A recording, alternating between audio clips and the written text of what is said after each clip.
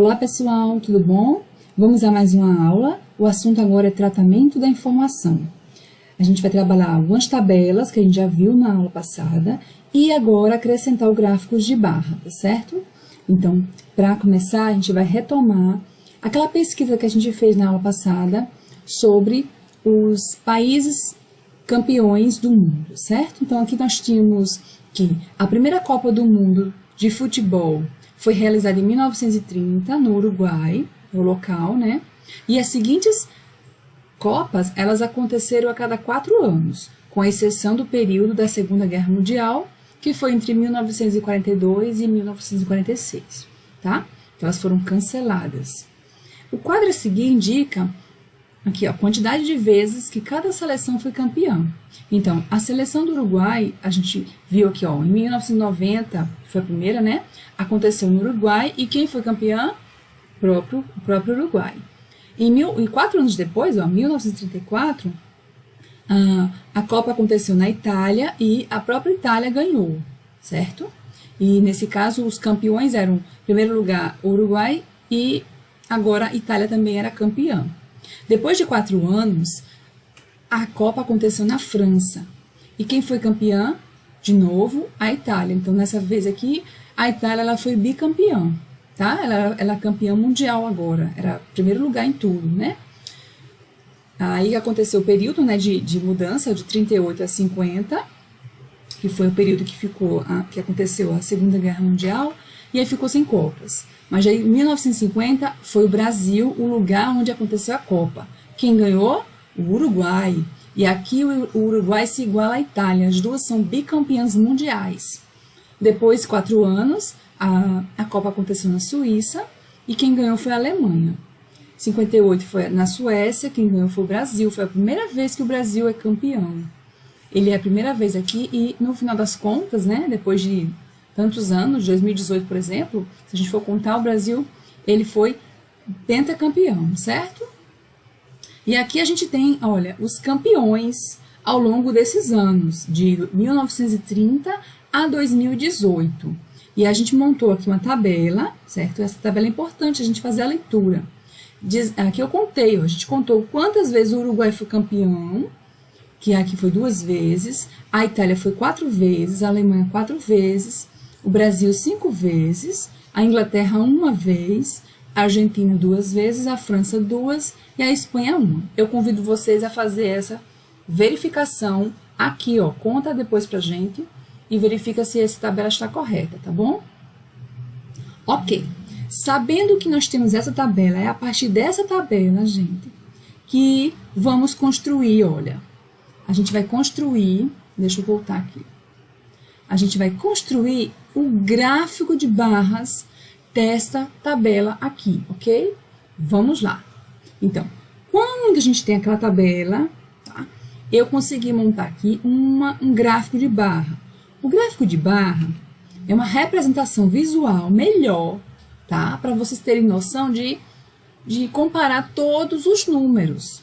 Isso, quando os números são muito grandes aqui, nessa tabela fica muito mais fácil a visualização, tá? Aqui eu consigo ver que o Brasil foi o que mais foi campeão e a Espanha e a Inglaterra os que foram menos campeões, tá? E eu ainda vou fazer algumas perguntas, por exemplo, qual o país que mais foi campeão? Aí vocês vão colocar aqui, ó, o Brasil. Quais seleções obtiveram o mesmo número de vitória? O mesmo número de vitória foram esses dois, ó, e esses dois, tá? Então, foi Itália, Alemanha, Itália e Alemanha e Argentina e França. Você vai botar aqui, ó, Itália e Alemanha e Argentina e França, certo? Aí, número 3, quais elementos observamos no gráfico de barra? Temos alguns elementos importantes. O primeiro elemento, olha, é chamado de título. É um elemento muito importante. O título é que nos dá a informação de que se trata o gráfico. Outra informação importante é a fonte, certo? A fonte é se é confiável essa pesquisa, se quem fez a pesquisa é um órgão relevante, importante e que não está provocando fake news, ok?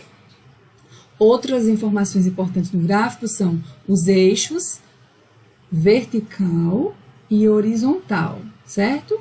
Aqui, ó, o horizontal fala sobre os países, ó, o eixo horizontal fala sobre os países que foram campeões. E o eixo vertical fala sobre as quantidades de copas vencidas. Então, são esses os termos importantes. Então, são o título, tá? 2, os eixos. 3, a fonte, que são os mais importantes, tá certo? Vamos a um outro tipo de gráfico. Aqui eu já tenho um gráfico, outro tipo, né? E que diz o seguinte, olha, a turma de Caio organizou uma rifa. O gráfico mostra quantos alunos compraram o mesmo número de bilhetes, tá? Então, aqui eu tenho o número de bilhetes, ó, no eixo vertical, e aqui eu tenho o número de alunos que compraram o bilhete. Então, por exemplo, o bilhete 4, tá, foi comprado por 4 alunos. O bilhete 3 foi comprado por 8 alunos. Tá vendo aqui, ó? O bilhete 5 foi comprado por 12 alunos. Vocês estão entendendo a lógica? Ótimo. Então, aqui são os bilhetes comprados. Então, na verdade, nós temos 5 tipos de bilhetes, ok? Quantos alunos compraram 3 bilhetes? Então, número de alunos, eu vou olhar para cá, ó. E vou olhar 3 bilhetes, olha. 3 bilhetes, número de bilhetes. Quem comprou 3 bilhetes? Foram 8 alunos, tá bom? Então, eu vou colocar aqui, ó, 8 alunos. Quantos alunos compraram 2 bilhetes? 2 bilhetes foram 16 alunos. Tá vendo aqui, olha? 2 bilhetes foram 16 alunos. Eu vou olhar aqui, ó, 16 alunos. 4 bilhetes foram 4 alunos. 4 alunos. 5 bilhetes foram 12 alunos. 12 alunos. Outra pergunta importante: quantos bilhetes foram vendidos? Quantos bilhetes foram vendidos? Então, foram aqui, olha. Aqui 20 alunos compraram um bilhete, certo? Então, aqui eu consegui comprar 20 bilhetes. 20 bilhetes. Mas, aqui, ó, 16 alunos compraram 2 bilhetes. Então, quantos bilhetes eu vendi aqui? 2 bilhetes, tá? 2 vezes 16 foram 32 bilhetes vendidos. Então, mais 32 bilhetes. Ok? Então, 32 bilhetes. Aí, aqui nós temos 32 bilhetes. Aqui, olha, 12 pessoas compraram 5 bilhetes. 12 vezes 5 vai dar 60 bilhetes. Então, mais 60. Aqui, olha, 8 pessoas compraram 3 bilhetes. Então, 8 vezes 3, 24. 24 bilhetes. Tá? Aqui, ó, 4 vezes 4, 16. 16 bilhetes. Quando eu somar isso aqui tudo, ó, 20 mais 32 dá 52. 52 mais 60, 102. 102 mais 24, 126. 126 mais 16. 126 mais 16 dá 152 bilhetes. Certo? E aí o que acontece? Eu tenho 152 bilhetes vendidos. Letra C. Quantos alunos já compraram bilhetes da rifa? Aí aquele que sabe quando é de alunos. Então aqui eu tenho, olha, 4 alunos, mais 8 alunos, mais 12, mais 16. Vamos somar isso, ó. 4 mais 8, mais 12, mais 16. Que vai dar 60 alunos. Ok? Deixa eu ver se é isso mesmo. Ah, faltou 20 aqui, ó. Mais 20. Tá? Que é esse aqui, ó. Faltou esse. Mais 20. Então, aqui vai dar 32. 36, 44, 60. Perfeito. E assim eu tenho uma informação importante retirada do gráfico de barras, ok? Vamos ver outro tipo de gráfico de barra que a gente pode analisar. Aqui é um gráfico de barra que indica o número de nascimento em certa idade, em certa cidade, no primeiro semestre de 2019. Nascidos no primeiro semestre de 2019. Aqui eu tenho o número de nascimentos, certo? E aqui eu tenho os meses. Então, por exemplo, em janeiro, nasceram 23 bebês, certo? 23 crianças. Em fevereiro, foram 21 crianças. Em março, foram 22. Em abril, foram 25. Em maio, foram 21. E em junho, foram 24, ok? Aí a letra A, vamos às soluções. Qual é o título do gráfico? E qual a importância do título no gráfico? O título do gráfico é Nascimento no primeiro semestre. Nascimento no primeiro semestre de 2019. Qual a importância? A importância desse título é nos dar o significado da informação. Qual é a importância? Informa o tema principal. Certo? Aí, letra B. O que informa o eixo horizontal e o eixo vertical? Vamos lá. O eixo horizontal informa os meses e o eixo vertical informa o número de nascimento. Ok? Letra C. Quantos nascimentos houve nessa cidade no primeiro semestre? Aqui eu não tenho o número de nascimentos, então aí eu vou somar, olha, eu vou somar 21 mais 22 mais 23 mais 24 mais 25. Quando eu somar isso, eu vou ter 136